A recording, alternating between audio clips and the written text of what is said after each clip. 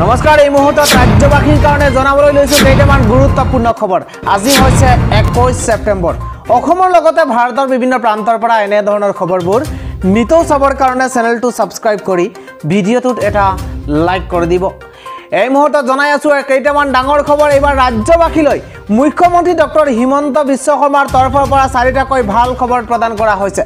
ৰাজ্যবাসীৰ কাৰণে জনাই আছো কেইটামান ডাঙৰ খবৰ। লাখ লাখ অৰুণোদয় হিতাধিকাৰীসকলৰ বাবে আহি পৰিছে কেইটামান বিশেষ জৰুৰী খবৰ। অৰুণোদয় হিতাধিকাৰীসকলৰ বাবে আহি পৰিছে কেইটামান বিশেষ জৰুৰী খবৰ, কিয়নো অক্টোবৰৰ পৰা বৃদ্ধি হ'ব অৰুণোদয় আঁচনিৰ ধন। এটা ডাঙৰ খবৰ জনাইছো, অক্টোবৰৰ পৰা বৃদ্ধি হ'ব অৰুণোদয় আঁচনিৰ ধন।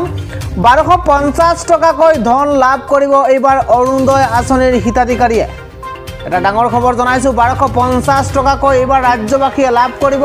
অৰুণোদয় আঁচনিৰ হিতাধিকাৰীয়ে লাভ কৰিব 1250 টকাকৈ। এবাৰ নতুনকৈ 8 লাখ হিতাধিকাৰীক অন্তৰ্ভুক্ত কৰা হ'ব অৰুণোদয় আঁচনিত। 8 লাখ লোকক নতুনকৈ অন্তৰ্ভুক্ত কৰিব বুলি কোৱা হৈছে। অহা মাহত অৰ্থাৎ অক্টোবৰ মাহৰ পৰা প্ৰদান কৰা হ'ব অৰুণোদয় আঁচনিৰ প্ৰপত্ৰ। এটা বিগ ব্ৰেকিং জনাইছো, লাখ লাখ অৰুণোদয় হিতাধিকাৰীসকলৰ বাবে আহি পৰিছে অত্যন্ত জৰুৰী খবৰ। অহা মাহত প্ৰদান কৰা হ'ব অৰুণোদয় আঁচনিৰ প্ৰপত্ৰ।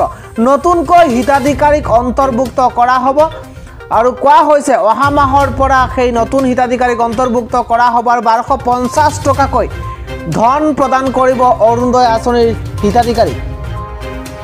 আজিৰ পৰৱৰ্তী গুৰুত্বপূৰ্ণ খবৰ হৈছে ৰাজ্যৰ বিধৱা মহিলাসকলৰ বাবে অত্যন্ত গুৰুত্বপূৰ্ণ অত্যন্ত ভাল খবৰ আহি পৰিছে।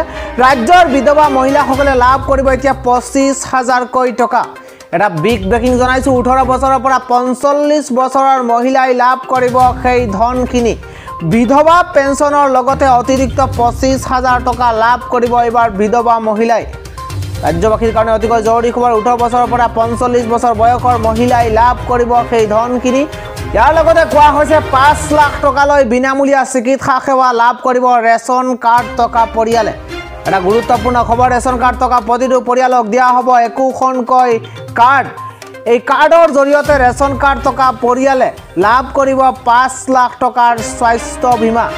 অসমৰ চিকিৎসালয়ৰ লগতে বহিৰাজ্যতো এই কাৰ্ডৰ জৰিয়তে লাভ কৰিব বিনামূলীয়া চিকিৎসা সেৱা। এই মুহূৰ্তত জনাই আছো ৰাজ্যবাসীৰ কাৰণে আন এটা অত্যন্ত গুৰুত্বপূৰ্ণ খবৰ। হাতত আছে মাত্ৰ 10টা দিন, বন্ধ হ'ব নেকি আপোনাৰ বিনামূলীয়া চাউল। ৰাজ্যবাসীসকলে যি বিনামূলীয়া চাউল লাভ কৰিছে আৰু তাৰ মাজতে কোৱা হৈছে হাতত মাত্ৰ 10টা দিন আছে আৰু তাৰ মাজতে বন্ধ হৈ যাব নেকি সেই বিনামূলীয়া চাউল। এটা বিগ ব্ৰেকিং জনাইছো, 30 ছেপ্টেম্বৰত শেষ হ'ব PMGKAYৰ সময়সীমা।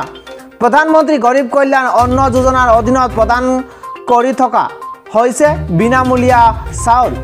5 কেজিকৈ বিনামূলীয়া চাউল লাভ কৰি আছে দেশৰ কোটি কোটি দৰিদ্ৰ জনতাই। PMGKAYৰ আঁচনিৰ বাবে লোকচানৰ সন্মুখীন হৈছে এতিয়া চৰকাৰ।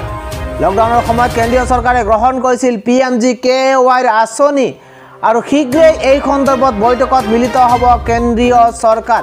কোভিডৰ পৰিপ্ৰেক্ষিতত পূৰ্বে কেইবাবাৰো আঁচনিৰ সময়সীমা বৃদ্ধি কৰিছিল চৰকাৰে। কোভিডৰ সাম্প্ৰতিক পৰিস্থিতিৰ প্ৰতি লক্ষ্য ৰাখি বন্ধ কৰিব পাৰে PMGKAY আঁচনি।